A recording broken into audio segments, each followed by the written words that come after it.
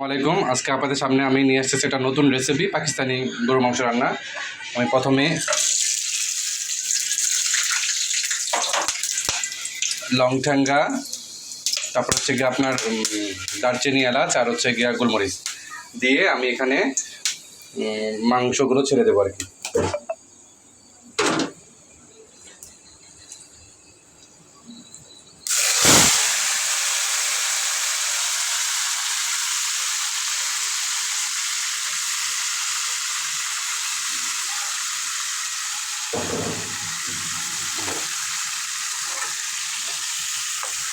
Just মাংসগুলো আগে একটু স্টাইলে বেচতে হবে।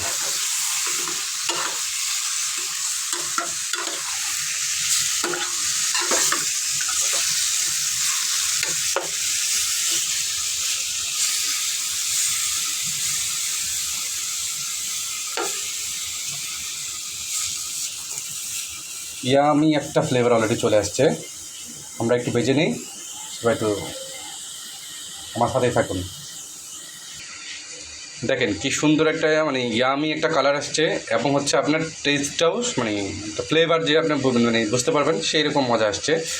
এখন আমি একে একে এটাতে যে দেখেন আমি এখানে কি বলে পেঁয়াজ, রসুন আর হচ্ছে কাঁচামরিচ মানে ইয়াতে সিলভারটায় সিলিন্ডার ইয়া করে নিয়েছি আর একটু।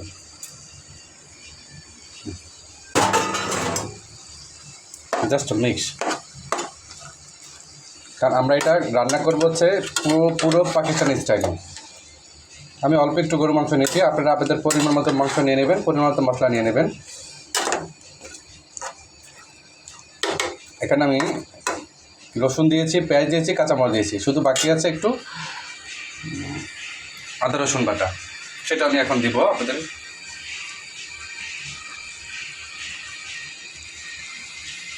জি, এই যে এখন আমরা দিয়ে দেবো আদা রসুন বাটা। দেখেন 2 টেবিল চামচ, আপনার পরিমাণ মতো আপনি দিয়ে দেবেন, আমার যেটুকু প্রয়োজন আমি তো দিয়ে দিচ্ছি। আচ্ছা, তারপরে দিবেন হচ্ছে 2টা শুকনো মরিচ, বাস। তারপর এটা যখন কষানো ভালো করে কষানো হবে তখন আমরা দিয়ে দেব পরিমাণ মতো একটু লবণ, তারপর হচ্ছে গিয়ে আপনার ধনিয়ার গুঁড়া, জিরার গুঁড়া, তারপরে দিয়ে দেবো হচ্ছে গিয়ে দুধ। আমরা একটু কষক, তারপরে হচ্ছে গিয়ে আমরা প্রিপারেশন নিয়ে আসতেছি। দেখেন এই যে এখানে হচ্ছে গিয়ে আমি লবণ, জিরার গুঁড়া, ধনিয়ার গুঁড়া দিলাম, 3টে জিনিস একসাথে দিয়ে দিয়েছি।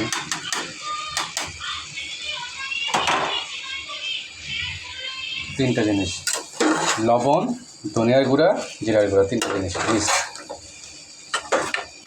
আমার আর মশলা এখানে অ্যাড করতে হবে না, শুধু দুধটা একটু পরে দিয়ে দেবো।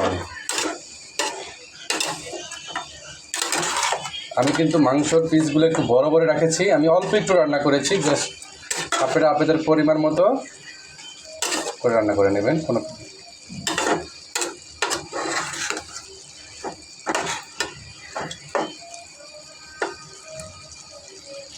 আপনারা তো বিশ্বাস করবেন না, মাংসের ফ্লেভারটা যা আসছে, ওয়াও!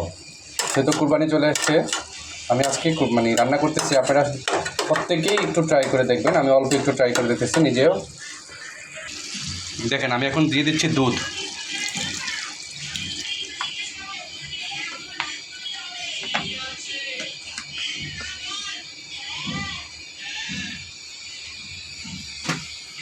দুধ দিয়ে দিলাম, সাথে অল্প একটু গরম মাংসের সাথে আমি একটু পানি দিয়ে দেবো, পরিমাণ মতো একটু পানি দিয়ে দেবো, গরম পানি।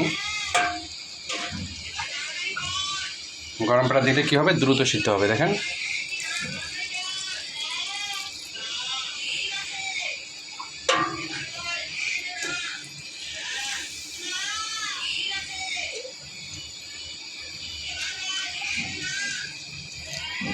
এই রান্নাটা সম্পূর্ণই আসলে দুধ দিয়ে করতে হয়, যেহেতু আমাদের কাছে দুধের পরিমাণ আমার কাছে কম ছিল, সেই জন্য আমি একটু সাথে গরম পানি অ্যাড করে দিয়েছি। কিন্তু আপনারা চেষ্টা করবেন সম্পূর্ণ দুধ দিয়ে রান্না করার জন্য, দেখবেন আপনাদের টেস্টটাও সেরকম আসবে।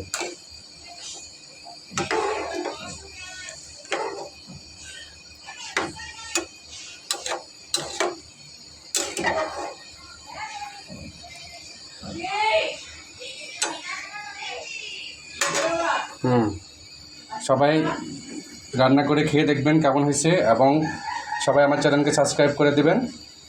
আসসালামু আলাইকুম, আল্লাহ হাফেজ।